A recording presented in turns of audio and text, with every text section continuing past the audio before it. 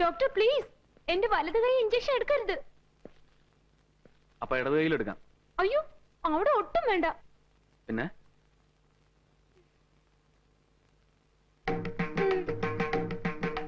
ശരി, എങ്കിൽ വാ, റൂമിലേക്ക് പോവാം.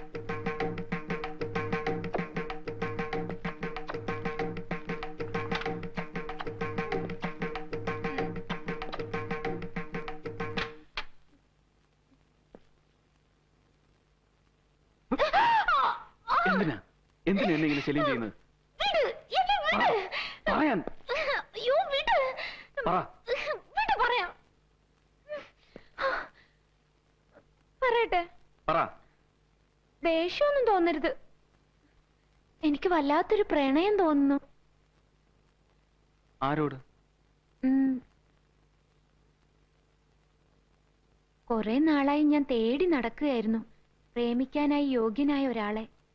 ഡോക്ടറെ കണ്ടപ്പോ എനിക്ക് പ്രേമിക്കാൻ വേണ്ട യോഗ്യതയൊക്കെ ഉണ്ടെന്ന് തോന്നി. Really I love U.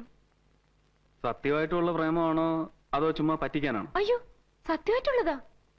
പ്രേമിച്ചാ മാത്രം മതിയോ അതോ?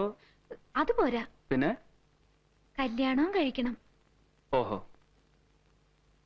എന്താ ഇഷ്ടമല്ലേ? ഇഷ്ടമൊക്കെയാണ്, ഞാൻ റെഡിയുമാണ്. പക്ഷെ ചെറിയൊരു പ്രശ്നം. എന്താ അത്? കുട്ടിയെക്കുറിച്ച് കുറെയൊക്കെ ഞാൻ കേട്ടു. മായ എന്നല്ലേ പേര്? മായ വിനോദിനി.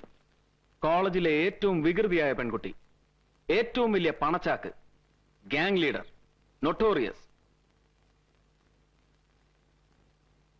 ഹോസ്റ്റലിനെ മതിലിയാടുക, രാത്രികാലങ്ങളിൽ കറങ്ങി നടക്കുക, ഉള്ള വൃത്തികേടുകളൊക്കെ ചെയ്യുക, ഇതൊക്കെ പതിവ്. പിന്നെ ലേശം കഞ്ചാവും ലഹരിയൊക്കെ ഉണ്ടെന്നും പറയപ്പെടുന്നു. അതൊന്നും എനിക്കൊരു പ്രശ്നമല്ല, അതൊക്കെ വളരെ നല്ല കാര്യങ്ങളാണ്. പക്ഷേ വേറൊന്നുകൂടി ഞാൻ അറിഞ്ഞു. എന്താ അത് കുറച്ച് സോഫ്റ്റായ ഭാഷയിൽ പറഞ്ഞാൽ മായാ വിനോദിനി ഒരു പാവമാണ്, ഒരു പാവം അനാഥ, അനോഫൻ. കുറച്ച് ഹാർഷായ ഭാഷയിൽ പറഞ്ഞാൽ മായാ വിനോദിനി അച്ഛനാര് അമ്മയാര് എന്നറിയാത്തവളാണ്. അതായത് എവിടെ ജനിച്ചു, ആർക്ക് ജനിച്ചു എന്നറിയാത്ത ഒരു ബാസ്റ്റർ. തന്തയ്ക്കും തള്ളയ്ക്കും പറക്കാത്ത നെറികെട്ട നിന്നെ ഈ യോഗ്യനായ ഞാനെങ്ങനെ പ്രണയിക്കുക?